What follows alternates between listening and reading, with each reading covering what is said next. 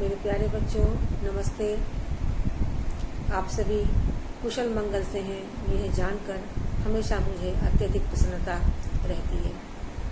मैं आपको अब पुनः पाठ्य पुस्तक की ओर ले चलती हूँ। वो मैं अब आपको पढ़ाऊँगी।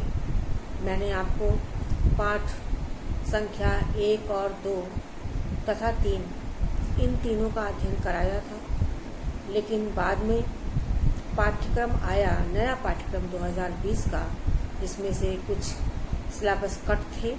उसके अंतर्गत लेसन नंबर 3 तथा लेसन नंबर 4 यानी कि पाठ 3 तृतीय तथा चतुर्थ पाठ को हटा दिया गया है। तो मैं आज आपको पाठ संख्या 5 यानी कि पंचम पाठ, यह मैं आपको आज पढ़ाऊंगी। ये मैं आपको पैरा वाइज पढ़ाऊंगी, एक एक पैरा पढ़ाऊंगी। उस पैरा के अंतर्गत आने वाले कठिन शब्द, संधि युक्त शब्द, सामासिक शब्द तथा प्रत्यय युक्त शब्दों के विषय में भी जानकारी दूंगी। तो चलिए चलते हैं, आज पंचम पाठ प्रारंभ करते हैं। पाठ का नाम है, शीर्षक है जननी तुल्य वत्सला, यानी कि समान प्रेम भाव रखने वाली माता, यानी कि ऐसी माता जो अपने सभी संतानों से बराबर प्रेम भाव रखती है, ऐसी माता की यह कहानी है। तो यह जो कहानी है इस लेसन की, वह महाभारत के वन पर्व से लिया गया है। तो महाभारत में अनेक ऐसे प्रसंग हैं जो आज के युग में भी उपादेय होते हैं। महाभारत के वन पर्व से ली गई यह कथा न केवल मनुष्यों अपितु सभी जीव जंतुओं के प्रति समदृष्टि पर एक समान भाव पर बल देती है। समाज में दुर्बल लोगों अथवा जीवों के प्रति भी माँ की ममता प्रगाढ़ होती है।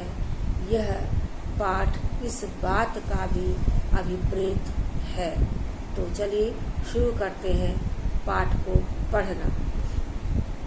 तो कश्चित, आप सभी भी अपने सामने पुस्तक खोल कर रखें और जिस ढंग से मैं पढ़ती हूँ आप भी अभ्यास करें। कश्चित कृषकः बलिवर्दाभ्याम क्षेत्रकर्षणं कुर्वन् आसीत्। तयोः बलिवर्दयोः एकः शरीरेण दुर्बलः जवेन गन्तुम् अशक्तः आसीत्। अतः कृषकः तं दुर्बलं वृषभं तोदनेन नृत्यमानः अवर्तत।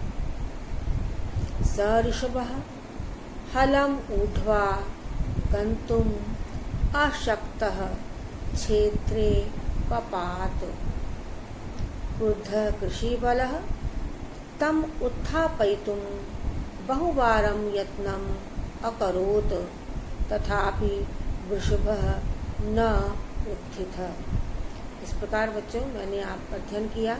जो संधि युक्त शब्द थे उनका संधि विच्छेद करते हुए मैंने आपको यह पढ़कर सुनाया है।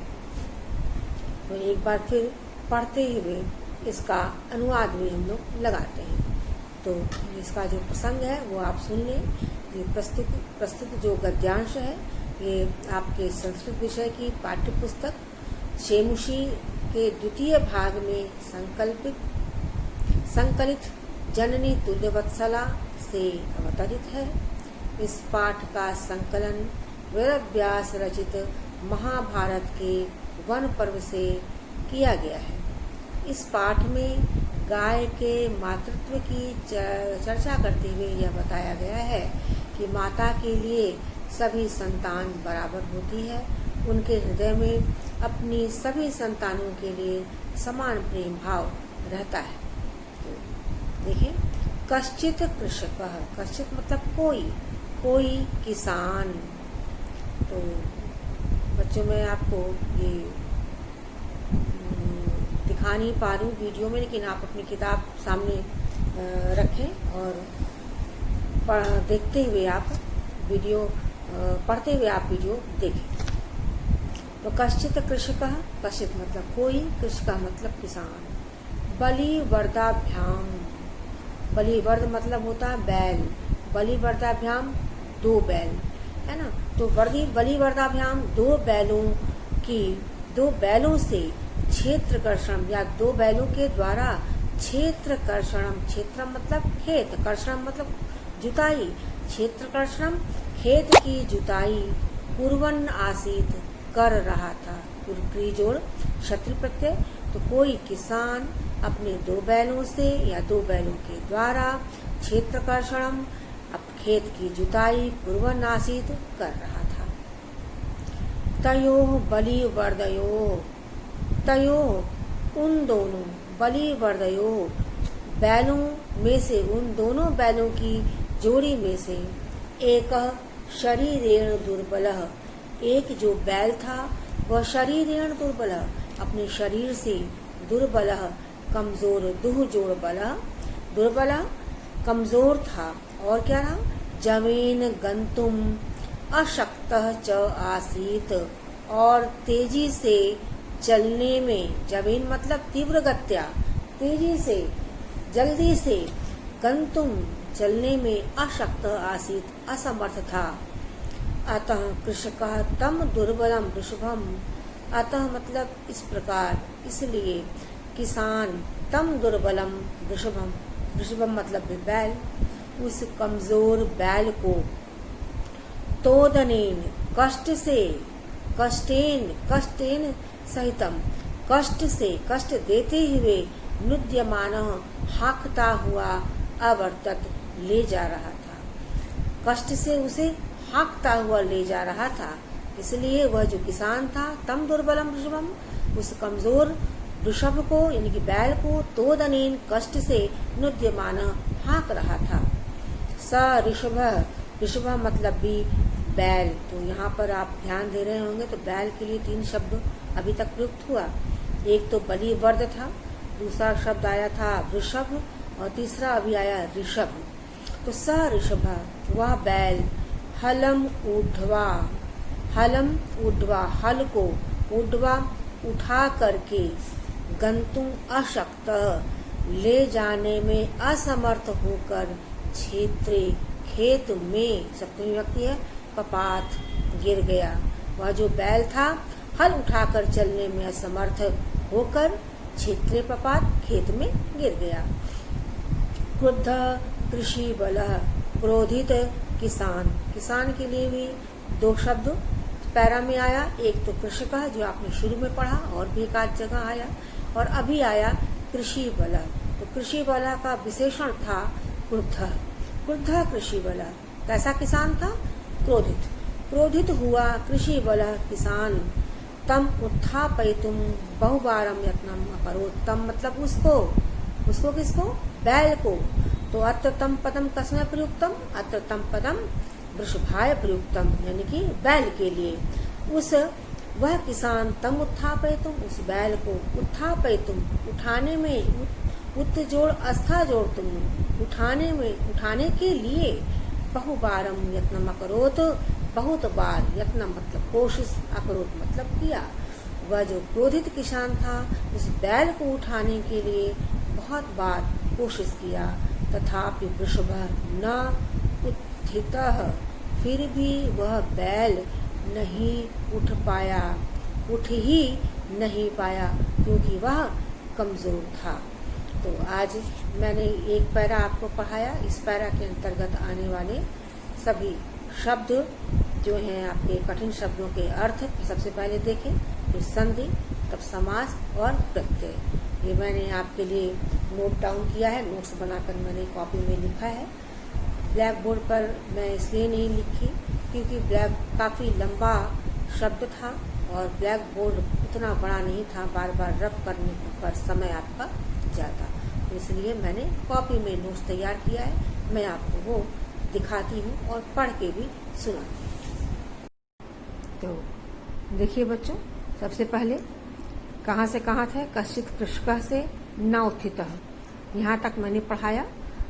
इन दोनों शब्दों के बीच में जितने भी शब्द आए हैं कठिन, उनके जो अर्थ होते हैं वो मैंने आपको यहाँ लिखे हैं। तो देखें, बलि वर्दाभ्याम, वृषभाभ्याम अर्थात 2 बैलों से या 2 बैलों के द्वारा।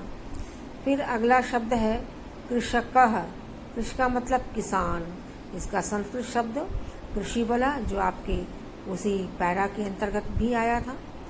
क्षेत्र कर्षणम, खेत की जुताई। कुर्वन्, करते हुए। जवेन, ये न का हलंत है, यहाँ मात्रा मत समझ लीजिएगा। जवेन, तेज गति से अथवा तीव्र गत्या। गंतुम, गम जोड़ तुम, चलने में। अशक्तः, असमर्थ। शक्तिहीन। तोदनेन, कष्ट से, तुद धातु है, तुद मतलब कष्ट होता है। कष्ट प्रदानेन, कष्ट प्रदान करने से। नुद्यमान, नुद्यमान मतलब बलेन नियमान, यानी कि जबरदस्ती धकेलते हुए ले चलना, ले जाना। हलम ऊर्ध्वा, हलम आदाय, ऊर्ध्वा मतलब उठा करके, हल उठा करके। क्षेत्रे, खेत में। पपात, गिर गया। कृषि बलः, कृषकः। उत्थापयितुम, उठाने के लिए, उठाने में। वृषभः, बैल। न उत्थितः, नहीं उठा। ये संधि युक्त था शब्द, यहाँ मैंने तोड़ करके अर्थ लिखा। अब जो संधि था, संधि विच्छेद है, वो आप देख लें। सिलेबस आपको भेज दिया गया है, कौन सी संधियाँ आपको पढ़नी है। केवल विसर्ग संधियाँ ही कुछ पढ़नी है, लेकिन फिर भी कुछ जो कठिन संधि युक्त था वो मैंने लिख दिया है। अशक्तश्चासीत, अशक्तः जोड़ च, यहाँ तक सत्र संधि में पढ़नी है आपको। अशक्तः जोड़ च जोड़ आसीत। तथापि, तथा जोड़ अपि, दीर्घ स्वर संधि है। नोत्थितः, ना जोड़ उत्थितः, गुण स्वर संधि है। ये इतने ही संधि युक्त शब्द आए थे। आगे देखें, प्रकृति प्रत्यय विभाग। कुर्वन्, क्री जोड़ क्षत्रि। ऊर्ध्वा, वह जोड़ कत्वा। अशक्तः, शक जोड़ कत। उत्थितः, उत्थ जोड़ अस्था जोड़ कत। उत्थापयितुम, उत उपसर्ग अस्था धातु तुमुन प्रत्यय। नुद्यमानः, नुद धातु और शानच प्रत्यय। समास तथा समास विग्रह। शब्द था क्षेत्र कर्षणम, क्षेत्राणाम कर्षणम। शरीरेण दुर्बलः, यहाँ आप समास करेंगे। इस विभक्ति का तृतीय व्यक्ति का लोप करेंगे और दोनों शब्द को जोड़ेंगे, यानी कि तृतीय तत्पुरुष समास। शरीर दुर्बल। उसी प्रकार यह भी है, विशेषण विशेष को जोड़ देंगे। दुर्बलम वृषभम, दुर्बल वृषभम। ये आपका समासित शब्द था जो उसमें बताया गया। पर्याय पद देखें। बलि वर्दः वृषभः, आपका पैरा दे करके भी पर्याय पद पूछा जाता है और प्रश्न पत्र में सबसे लास्ट प्रश्न भी रहता है जहां आपको पर्याय अथवा विपर्याय पद 1 नंबर का एक शब्द रहता है, तो ध्यान दें, इम्पोर्टेंट प्रश्न है।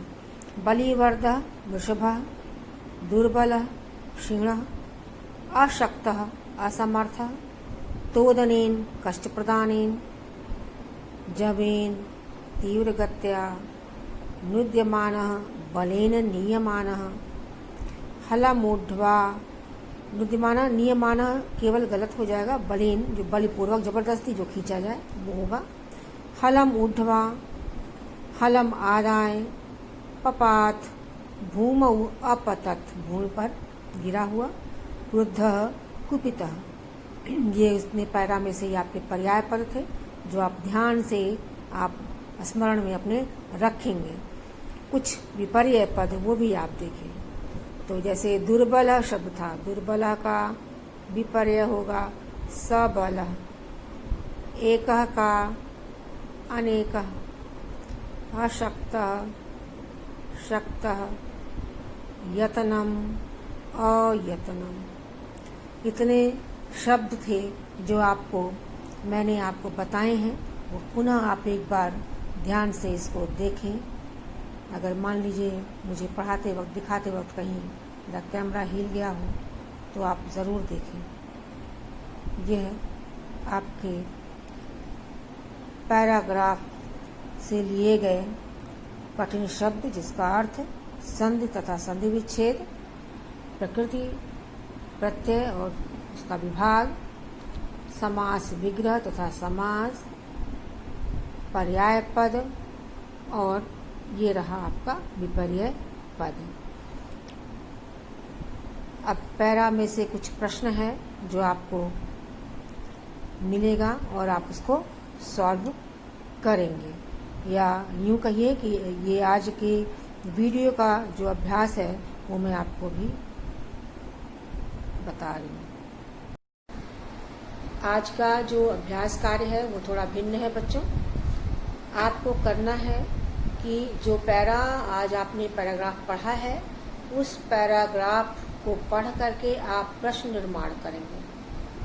प्रश्न निर्माण करेंगे और उसका सबसे पहले तो आप प्रश्न निर्माण करेंगे और फिर उसका उत्तर भी लिखेंगे। तो पैरा में से ज़्यादा प्रश्न बन सकते हैं, आराम से बन सकते हैं। और प्रश्न विशेषण विशेष्य पर भी बनाइएगा। जो भाषिक कार्य के लिए प्रश्न आते हैं आपको उस ढंग का प्रश्न भी बनाना है। तो आराम से उतने पैरे में से 10 प्रश्न आराम से बन सकते हैं, बहुत आराम से। तो आप कम से कम 10 प्रश्न का निर्माण करें और करके मुझे आप व्हाट्सएप करें, मैं आपका चेक करूँगी, देखूँगी। प्रश्न निर्माण करना है इस पैरा को पढ़ करके। ठीक है बच्चों, थैंक यू।